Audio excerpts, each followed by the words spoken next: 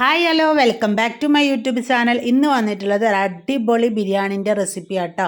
കല്യാണ വീട്ടിൽ നിന്നൊക്കെ കഴിക്കുന്ന ലഗോൺ കോഴിൻ്റെ ബിരിയാണിൻ്റെ റെസിപ്പിയാണ് കേട്ടോ. അത് കുറേ ദിവസമായിട്ട് നമ്മൾ സദ്യയൊക്കെ കഴിച്ച് ഇങ്ങനെ ഇരിക്കുകയല്ലേ, അപ്പോൾ അതുകൊണ്ട് ഇന്ന് എന്തായാലും നമുക്ക് നല്ലൊരു അടിപൊളി ബിരിയാണി കഴിക്കാം. നല്ല ടേസ്റ്റാണ്. നല്ല ലഗോൺ കോഴി വെച്ചിട്ട് നല്ല സോഫ്റ്റായിട്ടുള്ള അങ്ങനെ അടിപൊളി ഒരു ബിരിയാണിയാണ് കേട്ടോ. അപ്പോൾ ഇത് വളരെ എളുപ്പത്തിൽ നമുക്ക് തയ്യാറാക്കാം. ഉള്ളിയൊന്നും വാട്ടിയിട്ട് അങ്ങനെ സമയം കളയുക ഒന്നും വേണ്ട. വളരെ എളുപ്പത്തിൽ തയ്യാറാക്കാൻ പറ്റിയ നല്ലൊരു റെസിപ്പിയാണിത്. അപ്പോൾ ഈ റെസിപ്പി എങ്ങനെയെന്ന് നമുക്ക് പോയി കണ്ടു നോക്കാം. അപ്പം ആദ്യം തന്നെ ഇതിനേക്ക് വേണ്ടിയുള്ള വെജിറ്റബിൾസൊക്കെ ഒന്ന് കട്ട് ചെയ്തെടുക്കുകയാണ്. ഞാനിവിടെ 1.5 കിലോ അരി വെച്ചിട്ടാട്ടോ ബിരിയാണി റെഡിയാക്കുന്നത്. അതുകൊണ്ട് ഒരു 6 മീഡിയം സൈസ് സവാളയാണ് എടുത്തിട്ടുള്ളത്. ഇത് നൈസായിട്ടൊന്ന് കട്ട് ചെയ്തെടുക്കുകയാണ്.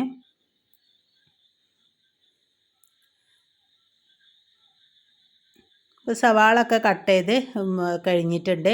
ഇനി ഇതിലേക്ക് ഞാൻ 6 തക്കാളി ആണ് എടുത്തിട്ടുള്ളത്. മീഡിയം സൈസ് തന്നെ 6 തക്കാളി എടുത്തിട്ടുണ്ട്. അതും കൂടി ഈ സവാളൻ്റെ കൂട്ടത്തിൽ തന്നെ അങ്ങനെ കട്ട് ചെയ്തെടുക്കുകയാണ്.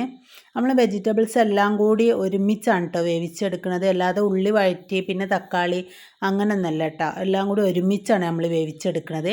ഇപ്പോൾ തക്കാളിയൊക്കെ ഇവിടെ അരിഞ്ഞു വെച്ചിട്ടുണ്ട്. ഇപ്പോൾ അതാ ചിക്കനൊക്കെ നല്ല കഴുകി കുക്കറിലേക്ക് ഇട്ട് കൊടുത്തിട്ടുണ്ട്. ഇതിലേക്ക് ആവശ്യത്തിന് ഉപ്പും നമ്മൾ അരിഞ്ഞു വെച്ച സവാളയും തക്കാളിയും ഒക്കെ ഇട്ട് കൊടുത്തിട്ടുണ്ട്. 2 ടേബിൾ സ്പൂൺ ഇഞ്ചിയും വെളുത്തുള്ളിയും പച്ചമുളകും കൂടി ചതച്ചതാണ് കേട്ടോ ഇട്ട് കൊടുത്തിട്ടുള്ളത്. ഇനി ഇതിലേക്ക് 1 ടേബിൾ സ്പൂണ് ഗരം മസാലയും കൂടി ചേർത്ത് കൊടുത്തിട്ടുണ്ട്. 1/2 കപ്പ് തൈരും കൂടി ചേർത്ത് കൊടുത്ത് കൈകൊണ്ട് നന്നായിട്ടൊന്ന് മിക്സ് ചെയ്ത് കുക്കറിൽ വേവാൻ വേണ്ടി വെച്ചിട്ടുണ്ട്. ഇനി പാൻ അടുപ്പിൽ വെച്ചിട്ടുണ്ട്. അതിലേക്ക് ഞാൻ കുറച്ച് നെയ്യും ഓയിലും കൂടി മിക്സ് ചെയ്തിട്ട് അതിലേക്ക് നമ്മൾ അരിഞ്ഞു വെച്ച സവാളയിൽ നിന്ന് തന്നെ കുറച്ച് സവാള എടുത്തിട്ട് ഫ്രൈ ചെയ്തെടുക്കുകയാണ് കേട്ടോ. അപ്പോൾ നമ്മളിത് ഗാർണിഷിന് വേണ്ടിയിട്ടാണ് സവാള ഫ്രൈ ചെയ്തെടുക്കുന്നത്. അപ്പോൾ നമ്മൾ 6 സവാളയല്ല നമ്മൾ അരിഞ്ഞത്, അതിൽ നിന്ന് കുറച്ച് സവാള എടുത്തിട്ട് അങ്ങനെ ഫ്രൈ ചെയ്തതാണ്. അപ്പോൾ അത് നന്നായിട്ടൊന്ന് ഫ്രൈ ആയി വരുമ്പോൾ ഇതിലേക്ക് കുറച്ച് കാഷ്യൂ ഇട്ട് കൊടുത്തിട്ടുണ്ട്.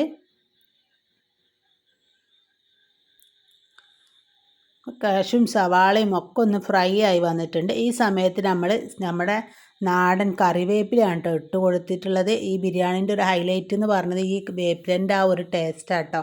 നല്ല ടേസ്റ്റാണ് വേപ്പിലയും കൂടി ഈ ബിരിയാണിയിൽ ചേർത്തിട്ടുണ്ടെന്നുണ്ടെങ്കിൽ.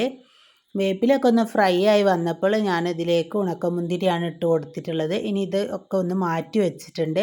അപ്പോഴേക്കും നമ്മൾ കുക്കറിൽ വേവിക്കാൻ വെച്ച ചിക്കനൊക്കെ ഒന്ന് ഒരു 6-7 വിസിലൊക്കെ അടിച്ചിട്ടാ. എന്നാലും നമ്മുടെ ചിക്കൻ പൂർണ്ണമായിട്ട് വെന്തിട്ടില്ല കേട്ടോ. അങ്ങനെ ചിക്കന് ഒരു ഹാഫ് കുക്കേ ആയിട്ടുള്ളൂ. ഇനി നമുക്കിത് അടുപ്പിൽ വെച്ചിട്ട് വേവിക്കാം. അപ്പോൾ ഞാൻ ബിരിയാണി ഉണ്ടാക്കാനുള്ള പാത്രമൊക്കെ അടുപ്പിൽ വെച്ചിട്ട് അതിലേക്ക് കുക്കറിൽ നിന്ന് ഞാൻ ചിക്കനൊക്കെ കണ്ട് മാറ്റിയിട്ട് അടുപ്പിൽ വെച്ചിട്ട് ഈ വെള്ളമൊക്കെ ഒന്ന് വറ്റിച്ചെടുക്കാം കേട്ടോ. ഈ വെള്ളമൊക്കെ ഒന്ന് വറ്റി വരുമ്പോഴത്തേന് നമ്മുടെ ചിക്കൻ നന്നായിട്ടൊന്ന് കുക്കാവും കേട്ടോ. നല്ല സോഫ്റ്റായിട്ട് കിട്ടും. പിന്നെ നമ്മൾ കുറച്ച് വിനെഗർ ചെറുനാരങ്ങ നീരും കൂടി ആട്ടോ ഒഴിച്ച് കൊടുത്തിട്ടുള്ളത്.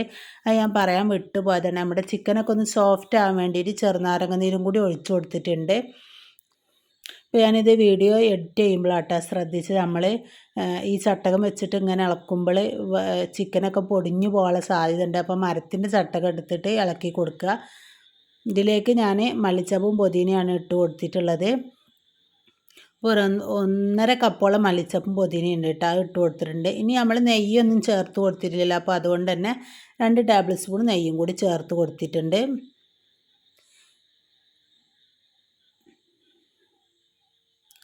ഇനി ഇതിലേക്ക് കുറച്ചുകൂടെ നമ്മൾ കറിവേപ്പില ഇട്ട് കൊടുക്കുന്നുണ്ട് കേട്ടോ. ഇനി ഇതെല്ലാം കൂടി നന്നായിട്ടൊന്ന് മിക്സ് ചെയ്തെടുക്കണം.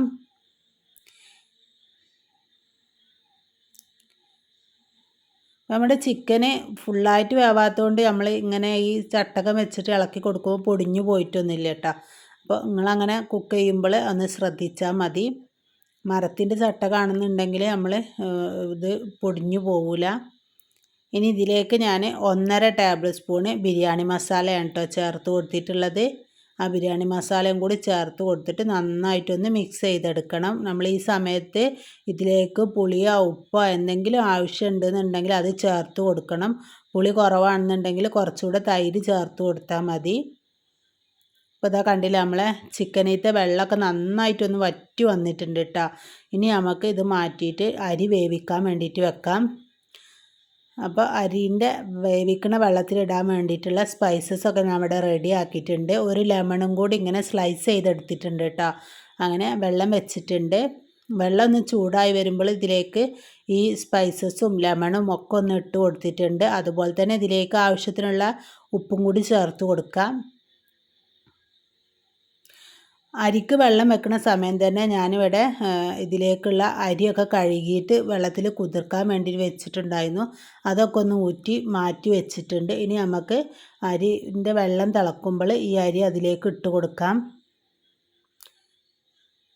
അപ്പോൾ ഇതാ റൈസൊക്കെ ഇട്ട് കൊടുത്തതിന് ശേഷം നന്നായിട്ടൊന്ന് തിളച്ച് വരുന്നുണ്ട്.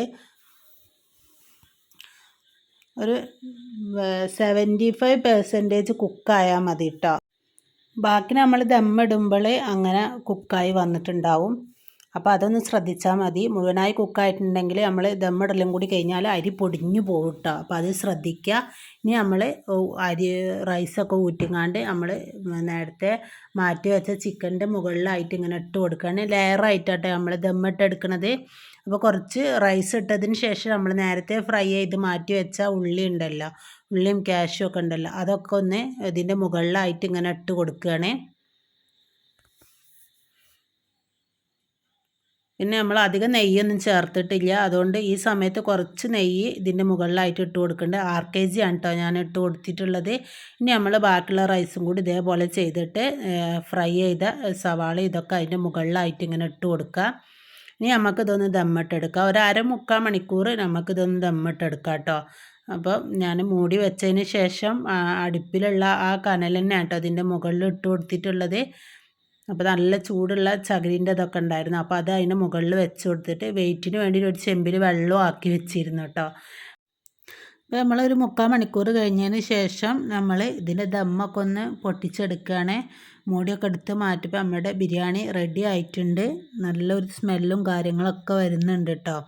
അപ്പോൾ എല്ലാവരും ഈ ബിരിയാണി ഒന്ന് ട്രൈ ചെയ്ത് നോക്കൂ കേട്ടോ. സിമ്പിൾ റെസിപ്പിയാണ്, നല്ല ടേസ്റ്റുമാണ് കഴിക്കാൻ വേണ്ടിയിട്ട്. നമ്മുടെ അരിയാണെങ്കിലും ചിക്കനാണെന്നുണ്ടെങ്കിലൊക്കെ പാകത്തിനുള്ള വേവായിട്ടുള്ളൂ കേട്ടോ. എല്ലാം കൂടി ഒന്ന് മിക്സ് ചെയ്തെടുക്കുകയാണ്. അപ്പോൾ എല്ലാവരും ഇവിടെ വെയിറ്റിങ്ങിലാട്ടോ ബിരിയാണിൻ്റെ സ്മെല്ലടിച്ചിട്ട് കഴിക്കാൻ വേണ്ടിയിട്ട്. വീഡിയോ എടുക്കണത് കാരണം ഇങ്ങനെ ധൃതി പിടിക്കുന്നുണ്ട് മക്കളൊക്കെ. അപ്പോൾ എല്ലാവരും ഇതൊന്ന് ട്രൈ ചെയ്ത് നോക്കൂ. സബ്സ്ക്രൈബ് ചെയ്യാതെ കാണുന്ന കൂട്ടുകാരുണ്ടെങ്കിൽ ഒന്ന് സബ്സ്ക്രൈബ് ചെയ്യുക, ലൈക്ക് ചെയ്യാനും ഷെയർ ചെയ്യാനും ഒന്നും മറക്കണ്ട.